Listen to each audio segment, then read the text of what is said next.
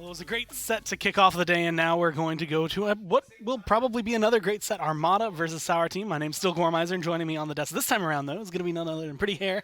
And I feel like you're pretty amped up because that was a great set to come through. That's a perfect set to start off the day. I got my energy going, I got the blood flow, and SSG has got me hyped for the rest of the day. So now, whichever team loses here is actually going to end up playing against SK later, but the way these teams have going, I mean, Armada and Sour Team, it's going to be CIS and EU, but admittedly, when they're playing online, when they're scrimming, these are the teams that are facing each other a lot. Do you think that's going to be something that we kind of get a feel for when we watch the set? Absolutely. I think that will lead into this being a little bit closer. And I mean, we just touched on this in the interview, right? The guys from SSG said, well, we can, it's not great, but we can scrim the guys from North America. It's a lot of ping that's involved, but at the end of the day, it's something that they can do. That's why they look a little bit more familiar with the North American drafts. They can do a little bit better against those opponents. And that's why you mentioned the losers going down to play SK. The winner goes on to play SSG, right? That's where things also are going to get interesting. But here, these guys are going to know each other, hopefully inside and out. Hopefully they've done their homework at this point. Yeah. This is still in the winner's bracket. Well, I mean, we've seen both of these teams, Sour Team and the online, going up against Cryptic, and we saw Armada really handle Cryptic relatively well in their first set. So there's no real team, I want to say, that's standing ahead. They've both been able to beat kind of a similar opponent, which showcases to me that they're more maybe on par with each other. And Armada also didn't seem bothered by the fact that they have two members that weren't playing with them on the online split. Yeah, they leaned heavily on their veterans, though, and that's something that they can do early, right? No one's going to win this event. No one's going to even come close if they aren't working as a full unit, if everyone isn't pulling their weight. Not saying that those guys weren't. You could just tell that the veterans were certainly stepping up. We want to power these guys through the first round matchups. Later on, though, those guys will need to step up. That's actually where my eyes were the entire game. Ovum was playing ridiculously well on Ying. Yeah. It was probably the best Ying we've seen, and that's saying something considering we've seen a lot of really good Yings lately. And that actually begs the question, do you think because she's not only been high priority for a lot of these teams, but she's also been high priority in a lot of these winning drafts, is Ying going to escalate in terms of where we've typically seen her, which has been that third pick for the first team? I don't think she will escalate, but I think we will start to, we already have kind of noted that trend, but I think we will see it more often. I think we might see it every single game. I think teams might start to really uncover the value. There was a difference. There was a switch up. There was a prioritization of Maldamba in the prior set. Yeah. I'm not sure if that was because they feel getting that away from Midtow was the play, or if it was T-Mac that was just a little bit more comfortable on it, but I'm not sure that that was worth it. When you look at the way that SSG was able to run the field, and I am personally biased against this type of composition. When you can spread out and attack from 5 different angles, there is no other healer that can sustain that type of fight better than Ying, and I think it's the most effective way to win a fight. Well, Armada were also one of the first teams to pull out the Vivian in response to a Torvald. Not really valuing him, I want to say, as highly as we've seen a lot of these other teams. Do you think they'd be willing to let that through again and just kind of blow it off as something we can use sap rounds for? Perhaps. I mean, they did. You mentioned Sapper rounds. That's a good point. They were able to sort of deal with a lot of the shielding there. And Torvald, as low of a win rate as he is, I think the teams that have already picked him up a little bit and lost with it, they've already either gone home, right? So we might start to see that win rate come back up a little bit more as some of the more confident teams are able to pick this thing up and maybe use it. We saw Thanks Grandpa come through in that prior set. I thought that was a great idea with Talus. That's a combination that has not been working this event. That could be the sort of thing that kicks it off, that tinder that strikes the match, that lights the fire, that we know Talus can bring to a team fight. So looking at Sour Team, they had a pretty successful run during their last matchup, but again, this is something that I think is going to make a big difference. Earlier this week, they actually were the first ones to beat out Zaga. Zaga is no longer in the tournament. They've been eliminated already. Do you think that that was a good showing of like Sour Team's skill, or do you think that was more of a showing that Zaga wasn't quite ready for LAN?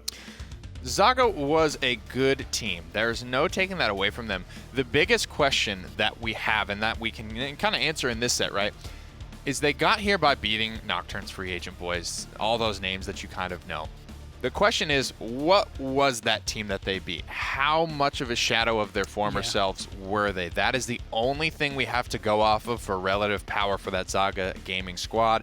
And by proxy, this Sour Team squad, which is also playing with some substitute players. Almost everyone's got some subs at this event. It's not really an excuse anymore at this point. It's time to perform. Yeah, no Nino Sasala available. Second is one of the other players. I think if we're going to highlight Ovim in the way that he was playing the other day, there's no one better to highlight than Second, who I was saying at one point during the online split, because of how many saves he was able to hit, how much control he was giving out to his team, I compared him to Spunky at one point because he was just making so many phenomenal plays. Do you think that the support, and especially the support matchup in this game, is going to matter more because we have these excellent players? Absolutely. There's two heavyweights on the support. Ovim is probably undoubtedly the most important key player on this Armada roster. We've got more veterans coming up, obviously, in Ineffable and Coriel, but it's Ovim. He's really the story. You can tell he kind of commands a lot of the presence, I think, in the draft and just the communication for these events. Bright Marsh will be our first map up on the docket.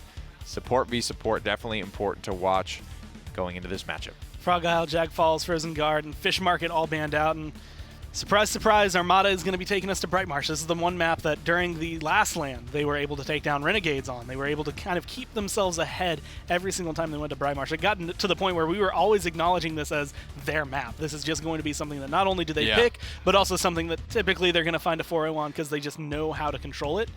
But they didn't go for it during their last set. They actually were able to find the 2-0 without having to go to Bright Marsh.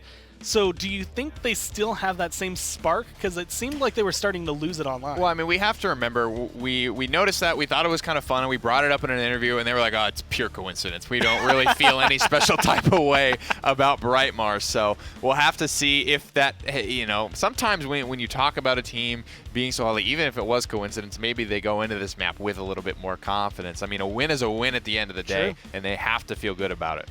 Well, a lot is going to kind of ride on, I think, getting that first step ahead. Like you said, momentum-based teams for the last round. I think we still have momentum-based teams right here. I think there are very few Paladins teams that are actually in the upper bracket right now that can take that first loss and continue that pressure. Fnatic, Virtus Pro are able to do so, but I mean, when you're looking at a team like Armada, if you lose that first game, you start to lose hope in yourself. It's very difficult in these BO3s to best back, especially in a game like Paladins, right? In Smite, you know, you got these 20 to 40, maybe sometimes 50 or even an hour-long games.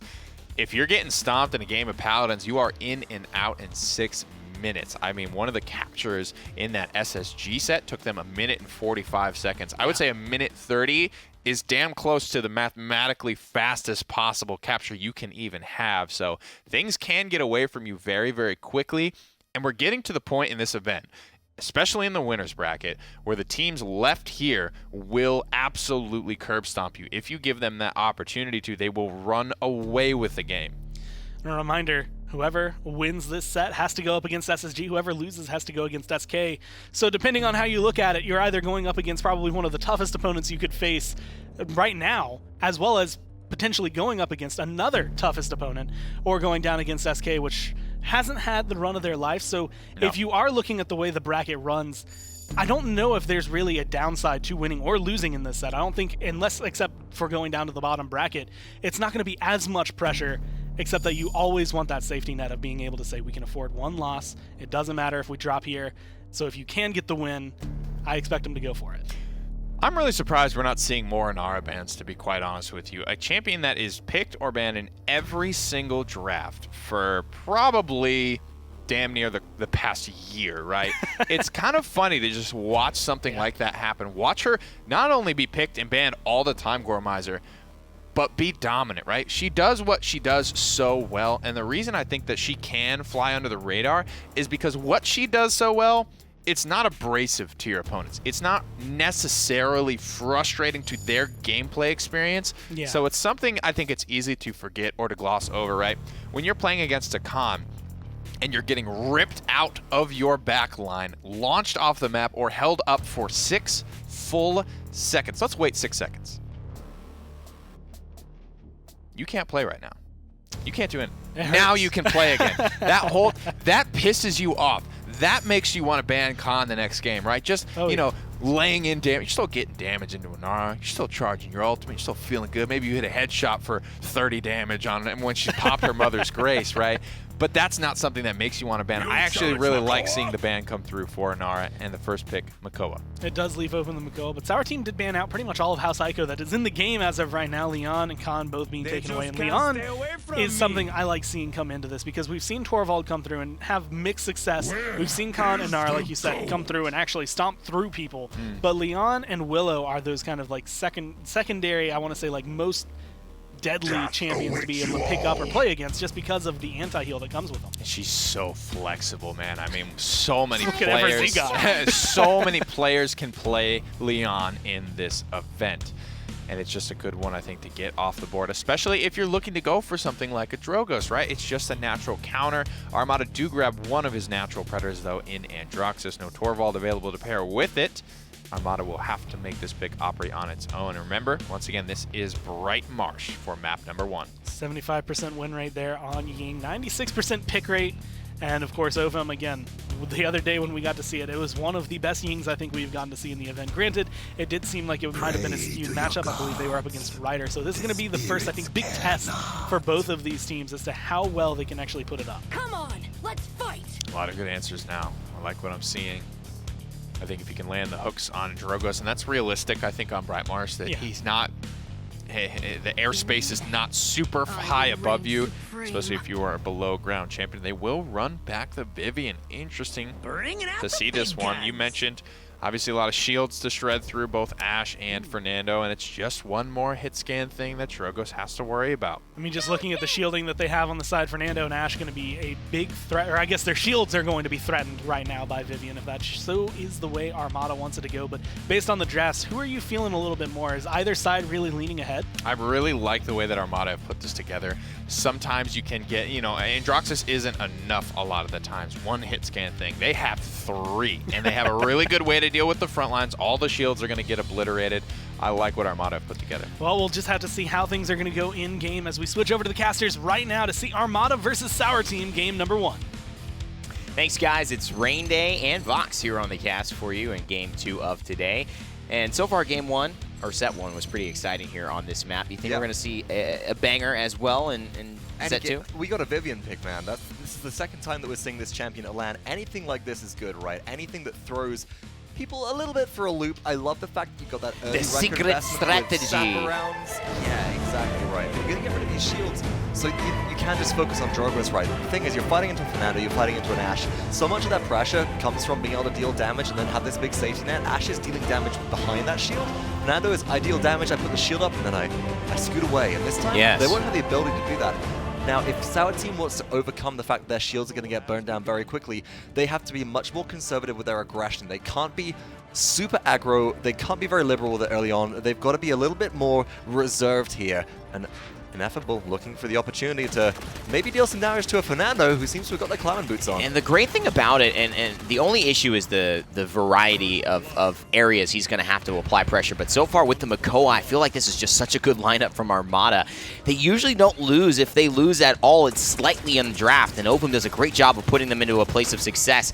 I love Sour Team, but right now, Vox, these guys are dismantling them. I just don't know what Sour Team was really looking for right early on. They know that they're fighting into a Makoa. They have their Fernando out there trying to protect the Cassie, but the Cassie gets picked early, and Ashe does get, half shot. You know, 51% on the objective, right, for capture, which is good, but then it's just an Ashe by herself, and she's very, very vulnerable to being taken down as soon as that Siege Shield is down.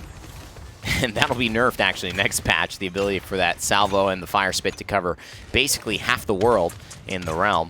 But Sour Team, still enjoying that. What a prediction for that rocket to hit Androxus as they were looking for a flank. That might have actually opened up Sour Team for the ability to recover from this, but Please Do's found Zarini. Ashe is down again. Look at these illusions on the objective. Right? Yeah, that's the big deal. He can actually stay in this right side corridor, hold it off, and then go back and get illusions. You got to fire now. You've got another dash. He's going for you. And unfortunate there that I don't think Ragnarok realized the momentous occasion that was occurring. He could have fired 4 shots and just killed Drogoz. Right, and then look at this, actually. That is really interesting. Cassie dives in, loses her life, and we think that maybe this is going to turn around as the objective does get contested by Frontline returning, but the ultimate's starting to come online for Armada. That was beautiful from Corio. He activates the emitter, waits to go for the Hexafire, allows one rocket to hit, and Ragnarok is back in action. And now that one streak continues to look like maybe a potential 2 or 3. Armada capture objective number 1 here.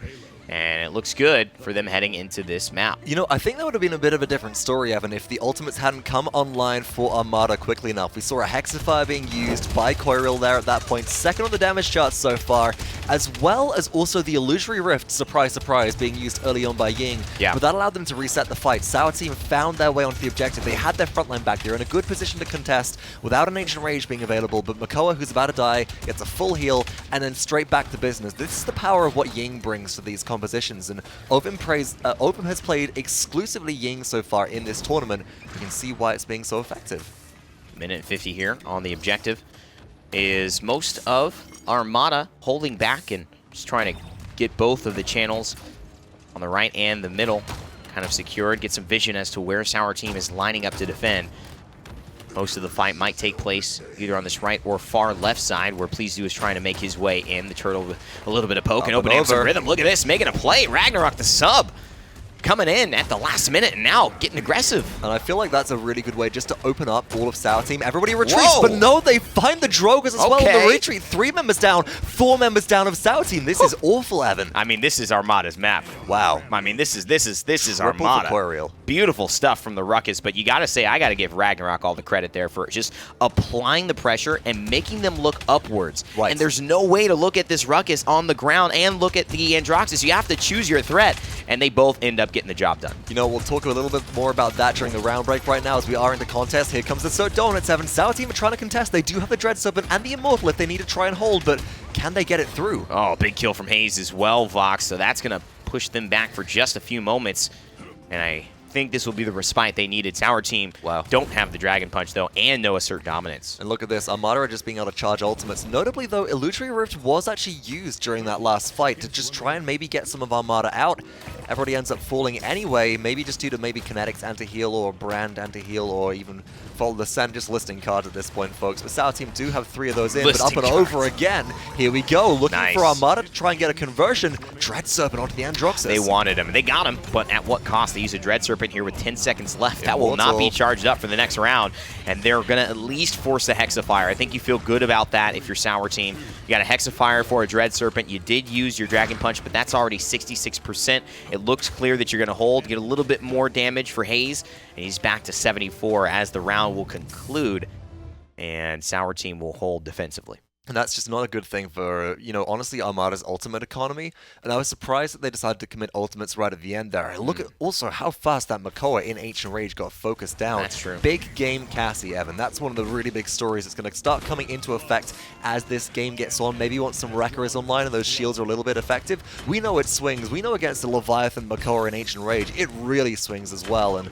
I'm looking to see how Sour Team are going to maybe position a bit differently with this Cassie in the next round to keep her more safe and have her more of a part of the fight early on, which she just wasn't last round. Well, that's the issue here with this half shell. It's that, you know, in many ways it does limit the amount of damage Nixus can do on the big game. Right. But it also puts him in a pretty precarious spot, because that disengage actually is going to move him now. That Dread Serpent's actually going to CC him. Oh, yeah. Albeit not for long because of Determination 5, but that's something you never want to have happen. I mean, a Makoa with 4,000 health just looks like a shrimp. Goes from turtle to shrimp for some reason. I'm just so used to that Leviathan, 6,000. Ineffable almost taken down there already. Nixus does land the big game. Disengage on the Coiriel, but Ruckus just has the damage to box out with you. They can go toe-to-toe versus a squishy there. He's medium game. It's not what you want. He's right at the edge of being big enough for those to kill him instantly, and as Ovum finds the beautiful kill there. Haste just Dragon Punched an illusion. Ovum saved Androxus' life at that point, I think, with an illusion right in front of them. That's the body block of nightmares if you're a Drogo's looking to deal with your sort of enemy counterpart in this Andro, and now it's 57% and rising for Armada on the objective. Sour Team, they're being dismounted completely here. 75% and counting here. Armada looking good to hold down this objective. Yet again, Ineffable on the Vivian. The secret strategy, they said it themselves, finishes off Jopi. And now it looks like, again, it will be off to the races for your CIS representative here. They are taking it to Europe, but this is not as unfamiliar of a matchup as you may think since it's cross-region. They play very much in the same kind of groupings as most of the other players in Europe. They all kind of they're a big part of the same scrim pool, right? Know each other's style. That's the most important thing, because you can get low ping scrims, all the same players, all the same strategies come through to play, and This is just Armada's map through and through, right? Yeah. This is the map that we saw at the previous lands where they'd take a map off of teams like Fnatic beforehand, and now they're just proving that, hey, you know, we haven't got over Mononara, but we're still just as good in this circumstance. Nixus with a nice double kill there onto the rest of Armada, and Hayes will show that he's got a lot of confidence playing this Drogos despite going up against the hit scan pressure of Antroxis. How can you have despite if you don't have Disin? Ineffable. Look, I got to get one of those. No, in I every opportunity. agree. I think that was well played. Oh wow, Zarini though could be in a lot of trouble here. Look at that Dredge Anchor. This is one of the issues with running Fortress Breaker Ash, right? Is that you just don't have the ability to use maybe your shoulder bash to get out of dodge free with the damage reduction and just try and stay safe. And Yeah. Armada have already found 4 kills right on this conversion. It's looking like a repeat of the last round. I'll tell you what, Ragnarok's been impressing me here. Not necessarily just with his insane aim. It's been good. Hasn't been move to level, but I've liked it. But I will say that his decision-making and his aggressiveness has impressed me. And this is what I always talk about with Armada. They are a confidence-based team. They feel good about their play. They trust each other. Sometimes that makes all the difference. Immortal and a Dragon Punch lined up to try and make something happen. Hexafire does come on through. Immortal does keep Drogs alive for a second. Ineffable does shut down Hayes in response, though. Respawns are coming through. Double kill for the Vivian. Ash is back, and Assert Dominance is ready if they need it. And this is respawn proxy Nice advantage kill. right now, but still Ineffable finds Nixus. I don't know. A Ying and a Vivian. I think they can get some stuff done here, Vox. I know they're going to back off just because it's smarter. But man, Ying clone and a Vivian with her ultimate up. I don't know. I might give that to her over the Ashe, who, despite having the health pool advantage, just cannot put out those types of damage numbers. 10 seconds now, and it is the Illusory Rift. They're going in for it, Vox. They want to push this in and make it a 3-1. They're hitting the gas pedal right now. Ancient Rage is up and ready and available. Here comes the Assert Dominance, but for a second time in a row, taken out of the air. Armada get the conversion. Beautiful play from that, and you got to say that part of the issue is that they're not having to focus her down with projectiles and time that out and respond and then lead. They could just aim and then hit their left mouse button, and that's finishing off the Ashe so quickly. You just click on heads, Evan, and look at this. This is Nixus, though, having a really big impact just on a couple of moments of defense. Able to position up on this wall. I love this for a defense if you do start to get the momentum rolling. You can push your enemies back because you can jump up, you have a little bit of cover, and then you can get things rolling. Look at this, though. Still kinetics in the loadout despite it being big game. Territorial right up there. Cassie is sitting third on the damage charts right now. Drogo is still leading the charge, but look at the streaks on the side of Armada and look at their item economy. 2 captures in a row, 3-1. They've got 4 members with Cauterize 3 online and a Ying with Morale Boost 3, Evan. And I like Nixus taking this right side next to his teammates, but I am worried about the Makoa and the hooks. We saw this happen to Viral the other day. He said, man, I just got hooked by a Makoa. I mean, he's setting himself up for that to happen. This is where you need to capitalize. He hits a good shot, planning the roll to miss it, and there it is. Nixus shows up. Beautiful play. And now they've got the numbers advantage. Actually just evens up as Hayes goes down, but what can they make of this? Still super hesitant, I think, from the side of Sour Team, and now with the big game, forcing at least the Makoa out for now. 16-30 a pop, Evan. That is a lot, but it doesn't stop Ineffable from still swinging. Here comes a bit of healing from Ying as well, and Hayes forced right back into the base. It's 45% and rising for Armada. They've got no ultimates left. Vivian's about to have hers right now. Coiriel can charge the Rock Assault relatively quickly, but Sour Team have nothing left to try and break their way back in towards this objective. They need to find some damage and just some poke pressure, and that will allow them maybe a little bit of wiggle room. Ash is trying to go there, and there's the Hexafire. She has to get up and down, and here's the Dragon Punch as well. It's do or die, and it's die, and it's do. He finds the kill, but also goes down. Jopi has to touch, and otherwise it's over. He pros the shield up, and he's actually going to buy time for the Immortal, but yet again, another game on Bright Marsh. We'll see the Fernando just barely not be able to get that one off. And that is just sap around Vivian there, Evan, because Fernando thinks they got a second to buy time, but it just doesn't matter as that shield is perforated like Swiss cheese, and there is nothing that you can do. And as we see the coach walk by near Studio 5, we celebrate Armada's first victory here in what could be a really impressive winners bracket run thus far. My big question about Armada after the first matchup they had versus Team Cryptic was, wow, does Team Cryptic, suck this much? Or has everybody underestimated Armada? We saw Team Cryptic yesterday. They obviously don't suck because they managed to take the W. And Armada now being able to take down Sour Team in Game 1, this is just Armada being on a completely different level than what we've seen before. This is some impressive stuff. Let's send them back to the desk, see what they have to say about CIS. Represent. Well, definitely coming through a lot stronger than what we have seen in the past. I mean, just in comparison to the Summerland, Armada are on a run that is completely different than anything we have seen from them before. So I'm incredibly excited to see what they have in store for them. And I guess it does beg to question, is Sour Team not performing up to their standard, or was Armada just so much better that game? In terms of talent, it's really hard to say. It's hard to measure up a team like that, especially a team like Armada, who have two guys coming in that we've never seen before. But what I will say is I'm feeling the effects of the leadership here for Armada. Just the way that they are playing, it looks like they have been here before. They have done this thing. They're seeing opportunities. The way that they're just ruthlessly popping ultimates, and then it doesn't work out in the first round, right? But they still win the objective in the next round despite losing or using a bunch of big resources at the end of the round prior.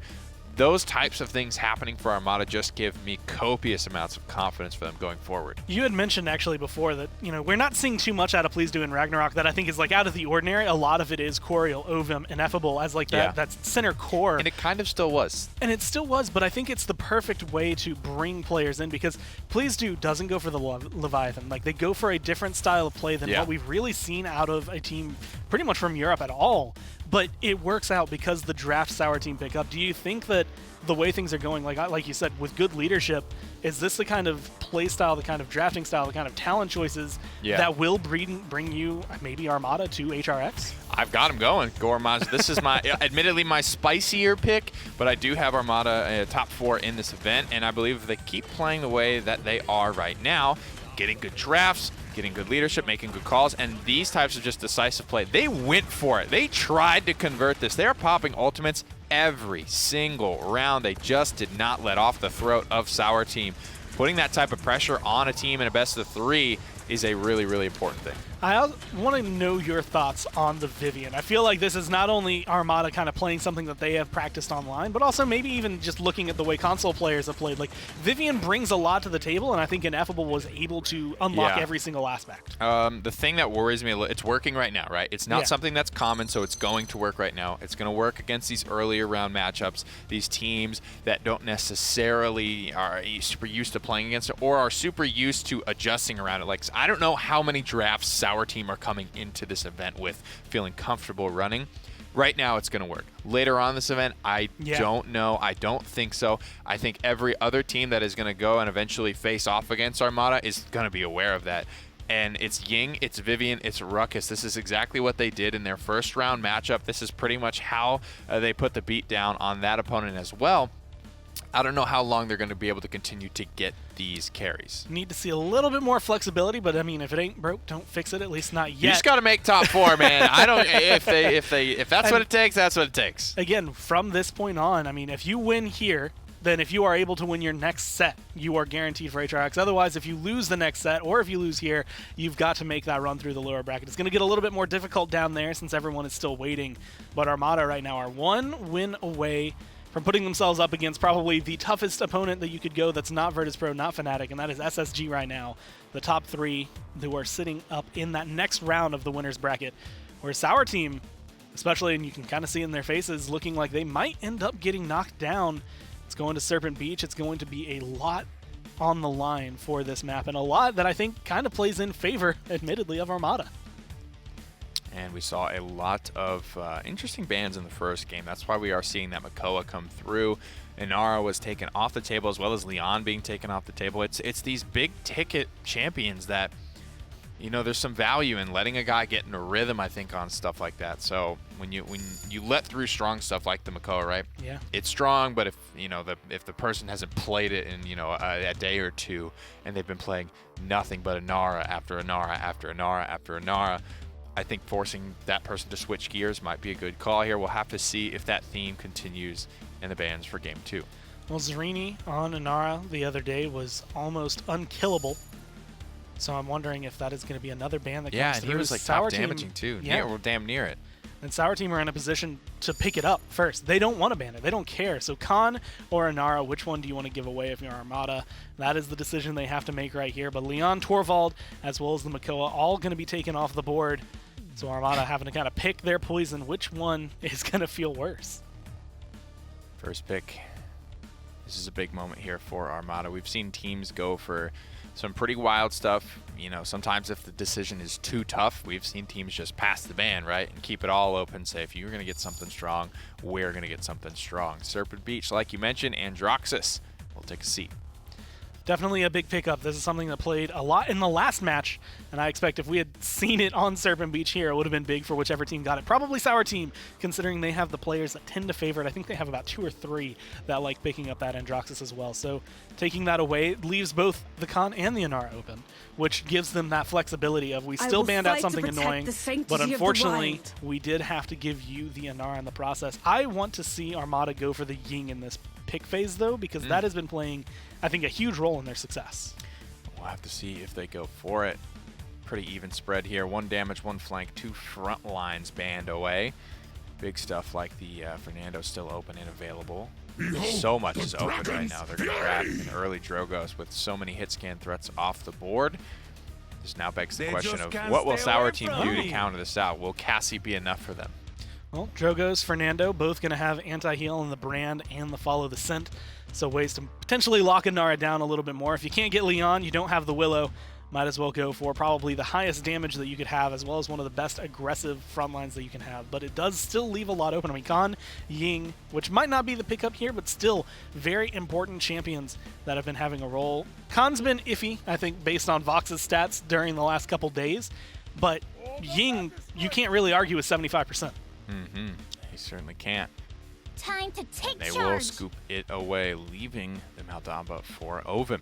Now this Khan, it's an interesting thing to bring up here. It's one really kind of less target that you can work with for the Dragon Punch. I think a well-timed battle shout, unless it's like, unless you start your Dragon Punch extremely close to the Khan, you will most likely run out of fuel by the time the immunity frames from the battle shout wear off. However, I do like Drogos Fernando. Immortal Dragon Punch, it's a very, very time-tested combination. It's used a little bit differently nowadays, but I think it's a guaranteed thing onto Inara, because Fernando can just dive close to the Inara, this Dragon Punch can come in, and then Immortal can be popped to make sure this Drogos gets out safely.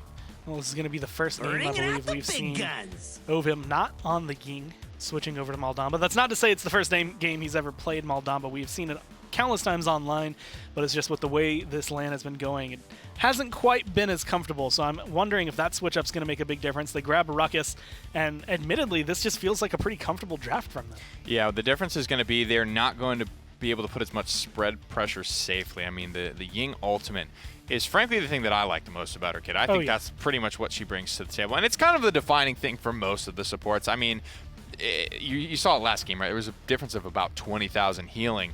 Most of the supports in terms of throughput will pretty much go toe-to-toe. They just kind of get the job done differently.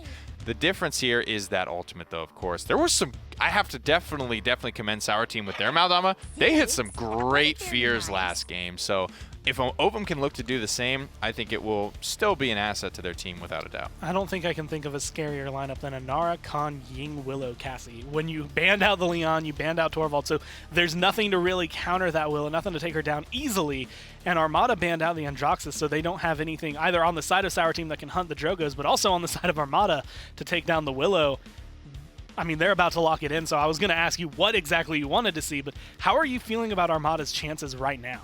Well, they have to win from somewhere else than the support. The more I look at the Sour Team lineup, the more I just say there is just too much CC immunity on here. You've got Seismic Crash. You've got a Battle Shout that's not only good for Khan, but anyone else potentially around him. You've got a Scout, which has got no other purpose than to probably use it like a beads, right? Pop it just to get your CC immunity at times. Fae Flight can be popped very reactively. Ying is almost the only easy-to-hit target. I like this, though. It's not the Vivian, but it's something that has been slept on. It's something that Bittner absolutely thrashed his opponents with yesterday. Fishy thinks it's just because it was Bittner, and I think there's merit to that statement, certainly. Well, Vox was saying that Victor was going to be playing a big role during this event, and we haven't seen him as much in these last couple days. Now Armada have picked him up, and it's time to see if they can close out this set, get themselves up 2-0 over Sour Team, or if Sour Team can push us to a Game 3. So let's go ahead and jump to the casters as we go into Serpent Beach. Well, wouldn't you know it, Vox actually was telling me that Victor was going to get picked up, and it seems like you are right on the money with your Victor calls. The other way around, though. Originally, I was like, wow, Sour last pick, they could go Willow Victor here, and it'd be really, really strong. They've got that hit scan pressure against Drogos. They draft the Cassie here, and it is a big game again, and the one reason I can see you'd want a big game Cassie here is for it's a comfort pick for Nixus, but also Ruckus has no way to protect against big game. There's no shield you can throw up. If a disengage hits you, you're taking all that damage. Oh my god, but, Vox! Look at Sour, look at Zarini right now. They're taking control. I mean, I love the points you're making, but I mean, we have to hold the phone for Zarini just pressuring out Ragnarok. He gets him off the high ground, but what has happened on the right side? Armada have completely pushed back Sour Team, and you would have thought that, wow, they had a better, there it is, and now the zone starts to come. But man, is it that Armada can actually contend, or were Sour Team just being a little bit more conservative? I think the Sour Team were just holding something in the tank right there, just making sure that they might have underestimated Armada a little bit on the last map. So they're going, okay, let's play this a little bit more careful. Let's just get the Inara on the objective. The Ying has good sustain. And now Armada have gone for a retake right here. They're looking for a bit of zone, but they don't have great positioning right now. They have to take a few seconds to get into position, and this gives Sour Team the chance to respawn and get back in. And this is really good damage. Ineffable's going to be so important here. The Inara now gets the dismount, so she has to walk, and she is a very slow walker, let me tell you that. Zarini, though, slowly making his way through. Reminds me of It Follows. You ever seen that horror movie? Oh, yeah. And 84% and counting. Ineffable fires the barrage, can't quite find the kills like we saw Bittner do on Ice Mines, though. Oh, Ying so low right there. Willow so low. Cassie gets brought down, and now Jopian under pressure, but back on the objective, it's just the Inara. Yeah. Ying, how do you get it off there? I mean, there's so much to do. How about a Dragon Punch? Look at them! All three are so low. If only they had a big AoE blast damage dealer to go ahead and finish them off in one fell swoop. Oh, wait, they do. Where's Willow? Willow is back at the map right there because she was forced off on the high ground by Victor. Just with that barrage, and then couldn't get back into position, having a really tough situation. Armada get the first cap of the game, and while Sour Team, I think they put up a really good fight, and they got very good early control. They just didn't have the pressure under Drogos throughout a lot of this, or the Victor to really look to shut them down. I mean, this is a very Virtus Pro-esque style of taking Serpent Beach. You get your 90%, you accept that Inara will dive in, and then you go back and retake, but the retake wasn't effective enough, and I don't know whether it was the hesitation, but I've seen a lot of Sour Team being too defensive in their approach, and Armada taking all that room that they've been given. Right, now Armada, this is such a different Armada from what we've seen in previous lands. This Hold That Thought, Dread 7 gets kicked off here. This could be a bit of a defense coming through from Sour Team if they have to use their ultimates, but Armada are just in control. Oh man, Shrapnel Victor, hello. And look, now it's on the other side. Sour Team absolutely getting pressured out, and Zarini holding it down. He's been fantastic in the PGS, coming from Europe, fighting all those frontline battles against Toot Toot, and really just having some slobber knocker performances here on Serpent Beach. But Armada have just looked a class above, and it's been very surprising for everyone here seeing their development. You know, it's a lot of confidence for me, and that's the point that I wanted to make beforehand. Armada, when we'd seen them at previous lands, they were confident on Bright Marsh. On other maps, they just kind of didn't really know what they were doing, right? They're like, oh, we can take this fight, but should we? Yeah. Look at these big names there. Now they've got the experience, and as Dragon Punch kicks things off, and Immortal follows Oh, suit. no. Look at that damage, Oh Evan. no, double fire spit, or it might as well be. You get a shrapnel grenade, and then you get a combustible. Follow the scent. I think Ineffable's tracked him just fine. Haze up into the air, but no one really cares. In fact, he might just fall to the ground. I feel like he would be better off respawning back at his base now. We'll have the high ground advantage. Inara is there to contest, but again, look at this. Barrage is available. Frag grenades over the top, just making sure that the damage goes over the wall. And here we go. Nice Your mind overpower. can't overpower. That's good. That's good. That's important. And you know what? Finding Fernando there is important, but Coriol's doing all the work here. Second needs to do something, and he doesn't have a second to hold. Oh, wow. He's down. Armada 2-0. Wow, this is an incredible performance here on Serpent Beach. This really is, and let's look how it all started off, right? Because Sour Team, as you mentioned, as I was, dropping some little bit of anecdotal evidence in there right now as to what was going on. They had this super aggressive play from Armada. Commander's grab breaks the shield, and big game Cassie, man, it's just so much damage to contend with. But look at those damage charts right now, being all led by Victor and Drogos. Yeah, I mean, that's what's happening. The AoE pressure from the Victor at the end is changing the tide of this matchup. Ineffable hasn't died. They've dealt with Shrapnel every single time it's available, and with Grenadier 5, that's a lot. It really, really is. And now you're going back into this. You've got your barrage available. In fact, looking at the ultimate economy between Armada and Sour Team, I'd say that actually Armada have a better situation. If Sour Team want to win a fight off of ultimates here without their illusory rift available, Scout's going to be popped early. Look for the seismic crash to make a big play because there's not much CC immunity on the side of Armada, and they haven't got their immortal. And you know what? Going for the Blast Flower. I like this seismic crash here. They have to finish off, please do. They have to do it very, very fast. And this time they don't send Zarini onto the objective. And you know what? That emitter, it just buys him one shot. And Cassie doesn't have the quickness to be able to get away from it. Even though at the end, Coyril does end up going down. Haze is being forced back right here. Objective control. Sour Team had 80% by this time in the last round. They've got 3 right now. And Ragnarok is now being forced back. High ground control does go through to Sour Team. Illusory Rift is available, but Armada have 3 ults to try and break this open. I don't know. I think Ineffable needs to go down, and they need to send somebody there on a mission. I mean, this needs to be something that either Cassie or Haze on the Willow needs to take advantage of, because Ragnarok and Ineffable are both having their ways. You could choose one or the other, but not both. That's going to result in the 4-0, and so far it seems to have done just that. Ineffable has been phenomenal. Ragnarok has proven himself on both the Andro and the Drogos now. And still, Sour Team, 54% Armada with just the barrage left available and the Immortal charging relatively quickly, now rising upwards of 54%. Sour Team do have the opportunity to come back in. They have comeback mechanic. If they can touch point, they got Illusory Rift to reset right now. This could be major as Willow goes to the skies. That's good. That's going to force them back. And if you get a kill here, which you have to, the first time Ineffable has died, but you have to touch the point, 99%.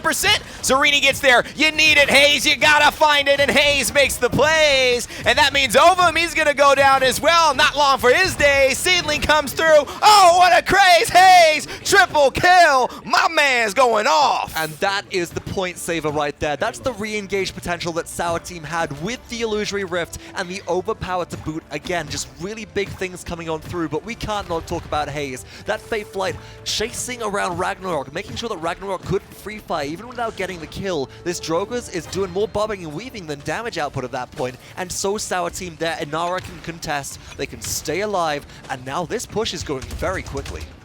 It's a phenomenal performance from so many damage dealers here in this set. And you got to say, if that's the play that turns it around, if that ties it up, or that just gives them that momentum they need. Oh, Willow flank. You know, Haze is in an amazing position to really make a name for himself continuously after performing so well at the level he's been playing. Trading out with Ineffable just barely. Nixus and Zarini, though, clean it up, and now it's Armada. I think that was an overextension. I mean, at that point, why not just send your Drogos there to throw a fire spit over the edge, Evan? Instead, you drop Coyril, you drop your Victor down as well. 2 players go down. Dragon Punch from Ragnarok to try and stall Wall. Nice! He can't get it! The wall, it shuts him down, but he doesn't have the Earthen Guard anymore. He's got to get healed. He can't. The battle shout's a day late and $1 short for Jopi, and they're going to back off, but what a nice little maneuver there, giving some tech to those Inara mains out in the world. That was beautiful play right there. And just demonstrating the value of what deployables can bring to the battlefield. We talk about Ying's illusions and Barrack's turrets just like blocking shots sometimes. And of course, you know, the wall from Inara, the impasse, it locks off angles of entry to a lot of objective points, but it can be used defensively like that so successfully if you know how to play it. But here we go, please do.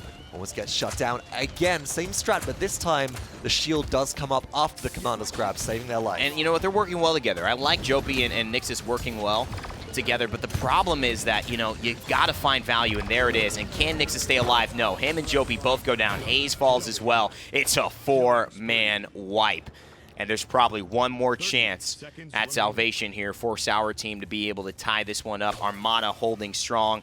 Out in the lead is Ineffable and Ragnarok still on the damage. And looking at this right now, 20 seconds to go for Sour Team to find somebody back to the objective. Who are you sending there right now? Because there's a Victor and a Ruckus who have hit scan pressure to dismount you so easily. It's got to be Jopi trying to find their way in, but they've been scattered out. Inara's going right up the middle though. Watch out, she's going to be able to touch right now. Still hasn't been dismounted. This payload's going to overtime. These pellets mean so much. He's got to go back to Ragnarok. Don't switch targets. You got him dead to rights. Just finish him off. One shot. Somebody get up there and take down that dragon. And now finally, the blaster that dies is Haze. You've got to be kidding me. That is just unacceptable if you are looking at this from the perspective of Sour Team. Coryell pops the emitter. Can something happen here? It seems like it's going to be a high task to be able to try. 2 for Ruckus, 1 for Ragnarok right there. Drogo is staying alive. That's unacceptable. All of that, no. That is just It's bad play, but it's also a draft which isn't equipped to deal with this airborne threat. Look at the players you've got on the side of Sour Team. Only Willow has vertical mobility,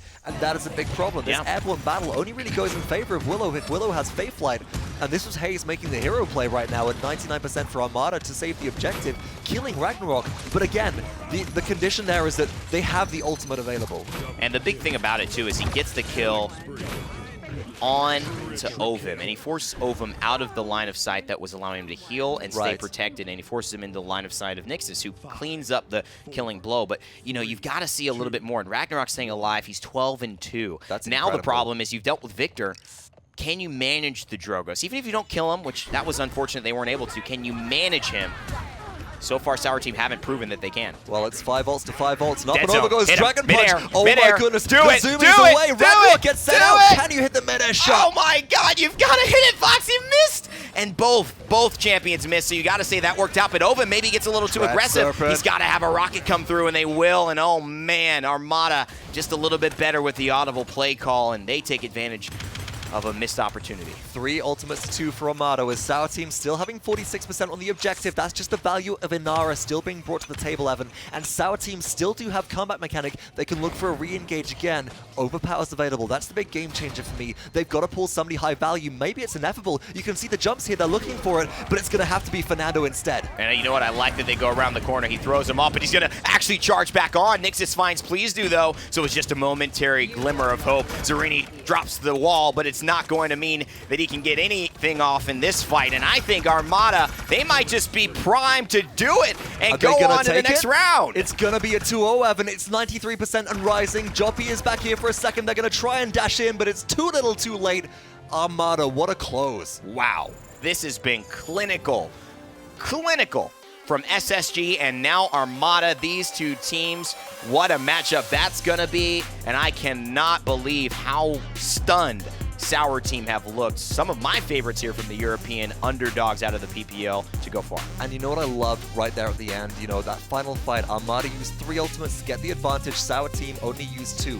There's a little bit left in the tank for Sour Team, but that overpower makes Khan so vulnerable. If you can drop a barrage onto him, or you can drop a Hexafire, and both of those we used just to eliminate that big old threat. And, I don't know, it just works out in Armada's favor because of that kill. You can tell that Sour Team have all the right ideas, but the execution is just falling somewhere. And if that play goes different, where Ragnarok dies and Hayes is able to find that kill, then we may be looking at another point fight that goes the way of Sour Team. But that is going to be them falling down into the losers bracket, and Armada continuing their run through the winners. And absolutely, folks. And after that game, I mean, I'm sure that, you know, on the desk, Gore and Pretty Hair have so much to talk about with there as well. Let's send it back to the desk for the time being, folks, to see how that set breaks down, to see what they thought of Armada's performance. Well, Armada are making a run. Right now, your top 4 in the winners bracket, it's EU PPL, EU PPL, SSG from Brazil, and Armada from CIS. 2 PGS teams have made it into the top 4, at least for the top bracket, and they are playing fantastically. I mean, that game, they described it perfectly. It was surgical. It certainly feels like just a matter of shot calling, and the draft certainly helped as well. You mentioned a couple of frustration moments on the cast where they just couldn't put that Drogos in the dirt. They just didn't have the tools to deal with it. And I can imagine playing against what I'm going to just call the double fire spit comp with the shrapnel grenades and the actual fire spit itself. I imagine that's pretty difficult to play, especially on a map like Serpent Beach, where there's not a ton of variety in the way that teams approach the start of the round, right? Everyone kind of just clumps up on that high ground, and they sort of look for poke, they look for a way, they look for an opportunity to just storm the enemy high ground and see if they can take map control. Well, I mean, the way their lock-ins went was pretty much perfectly. I mean, Armada, again, Victor has been something that was very prevalent the first 2 days, and then he just kind of disappeared for a little bit. A couple of teams were still looking to run him, but they weren't putting him in as many drafts as we saw, or as we thought we were going to see him in, and that pickup, Ineffable, played it perfectly, the exact way they needed it to. It was keeping control of Hayes for a long time, and when it wasn't focused on him, it was making sure someone else was locked down. The other person I have to point out is going to be Ragnarok there. 14-3-14. I think there is nothing else you can say other than that this guy has proven himself for this team and on LAN. This is a big, big moment for Ragnarok here. 106,000 damage, top damage in the game. This is no longer he maybe got carried a little bit. There was clearly more pressure from the veterans of Armada. This was the entirety of the team stepping up and looking like a unit. This is the type of performance. They're going to need all, it's just what you need to win. You need all 5 players, you need a good draft, you need good shot calls, and you need to execute on those calls.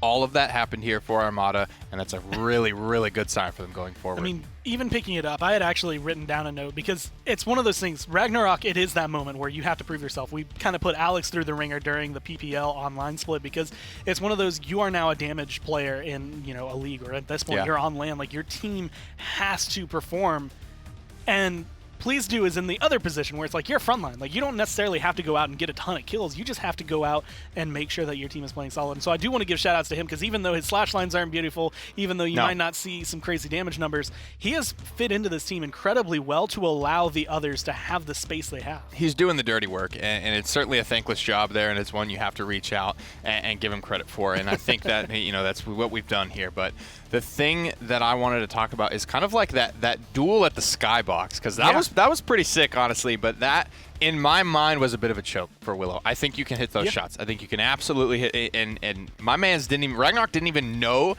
that he was in the skybox. You could see him trying to get up higher and going nowhere. That's the moment where you take him out. It's a high-pressure situation. Shots were missed. It is what it is. Your Steel Series MVP is going to be Ragnarok. Just coming through. I mean, so many plays were made by him, and this is actually going to be big because that 1v1 against Hayes, if he dies there, if he does go down, then that potentially switches everything back over in favor of Sour Team. The fact that he not only lives, but his team then puts pressure back onto Hayes, onto the Willow, that it was just gorgeous from them. There was a point going into, I think, that third round where he was 12-2. As you saw, he ended the game very well. Coriel was 11-4.